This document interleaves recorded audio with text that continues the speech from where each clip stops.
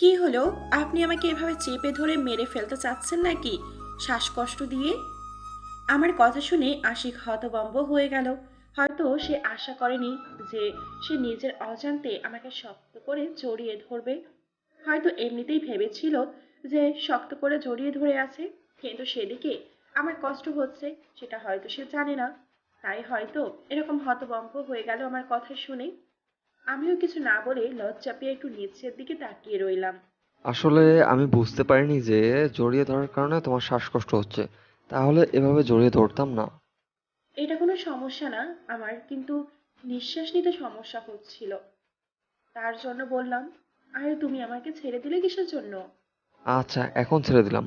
তার কারণ হচ্ছে আমরা নিচে যাব, তার জন্য ছেড়ে দিলাম। আর এখন আমাদের নিচে যাওয়া উচিত। এখন যেতে ইচ্ছে করছে না, দেখতে পারছেন না আবহাওয়াটা কত সুন্দর এখন, না গেলে হয় না। আমি তো জানি এখন আবহাওয়াটা অনেক সুন্দর, কিন্তু এখন যেতে হবে কারণ প্রায় সন্ধ্যা ঘনিয়ে এসেছে, মেহমানরা হয়তো পেরিয়ে পড়বে, এরকম একটা অবস্থা হয়েছে। আমরা এখন গিয়ে তাদের বিদায় দিয়ে তারপর রাত্রে আবার উঠবো। আচ্ছা চলেন তাহলে। এখন হয়তো আমার বাসার মেহমান চলে যাবে, তাদের সাথে একটু সাক্ষাৎ করে নিতে হবে। কতদিন পর যে তাদের সাথে দেখা হবে নিজেও জানি না। যখন তোমার ওই কথাগুলো মনে পড়বে বা কারো সাথে দেখা করতে ইচ্ছা করবে, আমাকে বলবে, আমি নিয়ে যাব, সমস্যা নেই। আপনি এত ভালো মানুষ কেন বলুন তো? আর আমার সবকিছুতে এত সাপোর্ট দিচ্ছেন, ব্যাপার কি? হুম। একজন স্বামী হিসেবে যেটা করা আমার কর্তব্য তোমার সাথে, যা করা উচিত আমি সেটাই করতেছি। এর থেকে অতিরিক্ত কোনো কিচ্ছু করতেছি না। আমি একজন আদর্শ স্বামী হতে চাই। হয়েছে, এখন আর ন্যাকামি করতে হবে না। এখন চলেন নিচে যাই, না হলে আবার সমস্যা হয়ে দাঁড়াবে। আর আপনার গুণধর ভাই যে কি করলো! এখানে আবার আমার ভাইকে টেনে নিয়ে আসতেছো কিসের জন্য? আমার ভাইকে আমার ভাইয়ের জায়গায় থাকতে দাও না। আপনি সেটা মোটেও বুঝতে পারবেন না, আর আপনার বোঝার ক্ষমতা এখন পর্যন্ত হয়নি।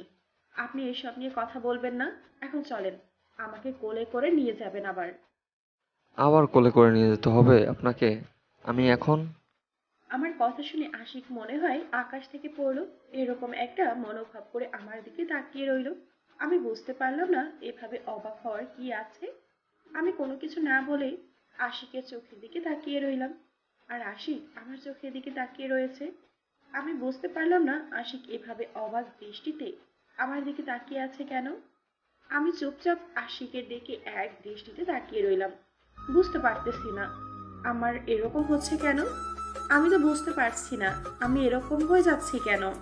আশিক কোনো কথা না বলে দুষ্টুমি একটা চাহনি দিয়ে আমাকে কোলে তুলে নিল, আর আমার পেটে শক্ত করে জড়িয়ে ধরলো। আমি আশিকের হাসিটা মতলব এখন বুঝতে পারলাম। আমি চিমটি কাটতে লাগলাম, কিন্তু আশিক সেদিকে তোয়াক্কা না করে সেম ভাবে ধরে আছে। আমি আর কিছু বললাম না, চুপচাপ সেখানে স্থির হয়ে রইলাম। চুপচাপ আশিক আমাকে নিচে নিয়ে আসলো।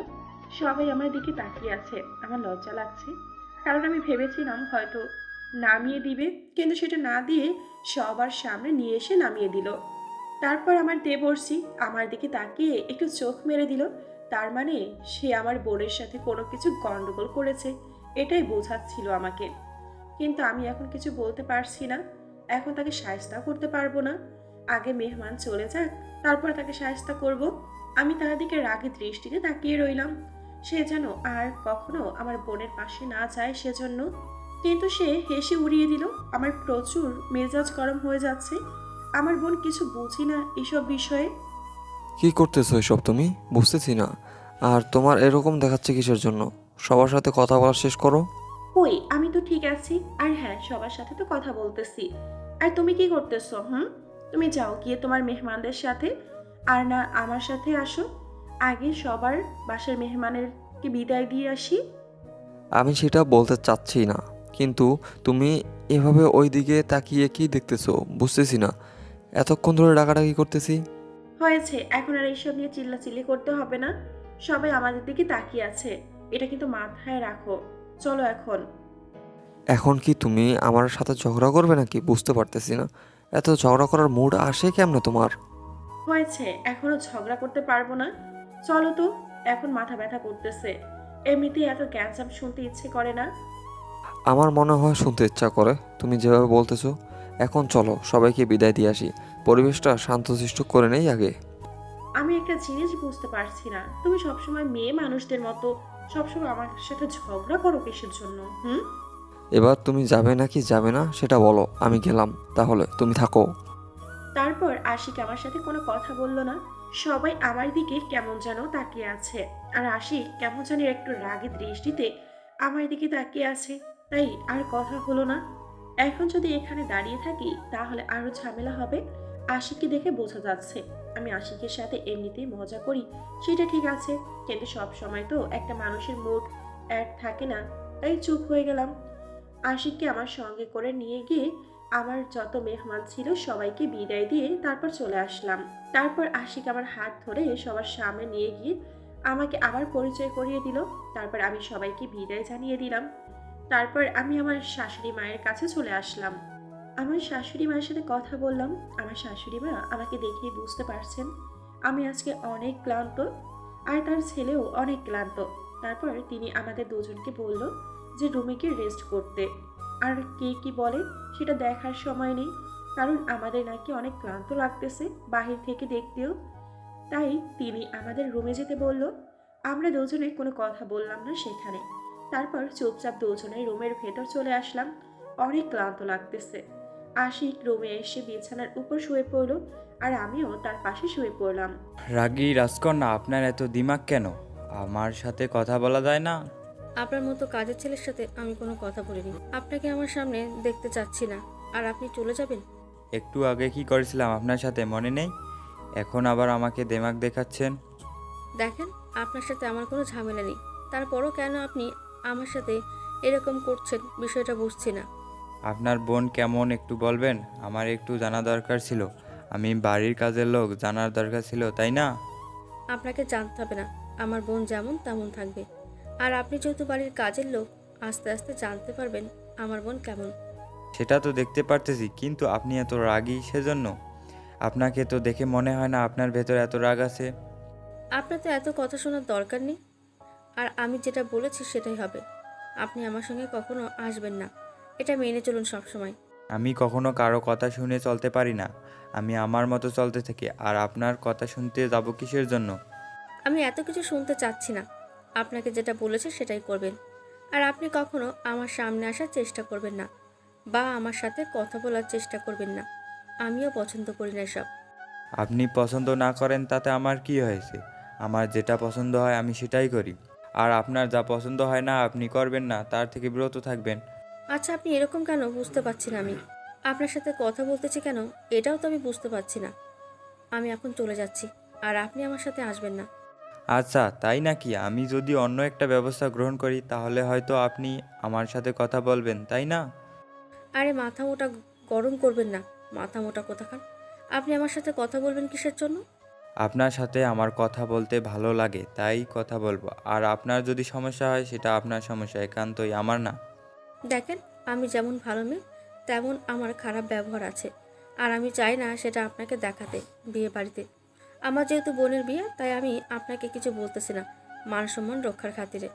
আপনি চাইলে সব কিছু করতে পারেন, সমস্যা নেই। আমি আপনাকে কিছু বলবো না।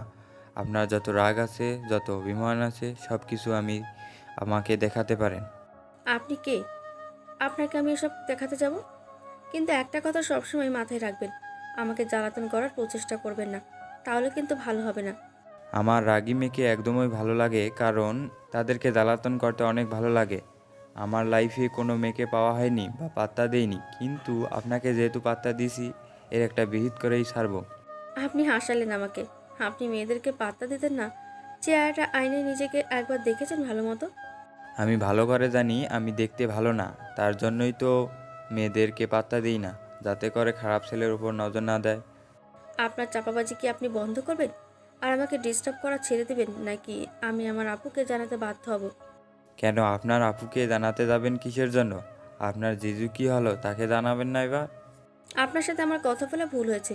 আমি এখন যাচ্ছি। আর আপনি দয়া করে আমার পেছনে আসবেন না, তাহলে কিন্তু আমি সিনক্রেট করতে বাধ্য হব, আর আপনাকে গণধুলাই খাওয়াতে বাধ্য হব। তারপর আর কোনো কথা না বলে চুপচাপ চলে আসলাম সেখান থেকে, কারণ এখন বাড়াবাড়ি করা ঠিক হবে না। মেয়েটাকে হালকা পাতলা একটু পটিয়ে নিয়েছি, আর মেয়ের দৃষ্টি আকর্ষণ করতে পেরেছি আমি। তাই এখন সে আমাকে বারবার লক্ষ্য করবে। আমি কোথাও যাই, কি করি না করি তার জন্য এখন আর ডিস্টার্ব করা ঠিক হবে না। তাই চুপচাপ আমি সরে আসলাম। মেয়েটা আমার দিকে কিছুক্ষণ অবাক দৃষ্টিতে তাকিয়ে থেকে তারপর বাসার ভিতরে চলে গেল। তারপর আমি আর কোনো কিছু করলাম না, চুপচাপ মেয়েটাকে ফলো করতে লাগলাম। কিন্তু একটা বিষয় লক্ষ্য করলাম, ভাইয়া আর ভাবি গেল কোথায় দেখা যাচ্ছে না। তারা কোথায় চলে গেল? আবার হয়তো ক্লান্ত, তার জন্য হয়তো রুমে চলে গিয়েছে। থাক, এখন আর এসব নিয়ে টেনশন করে কোনো কাজ হবে না। আর ভাইয়া ভাবি হয়তো ফ্রেশ হচ্ছে, এখন হোক, পরে গিয়ে তাদের সাথে আড্ডা দিব।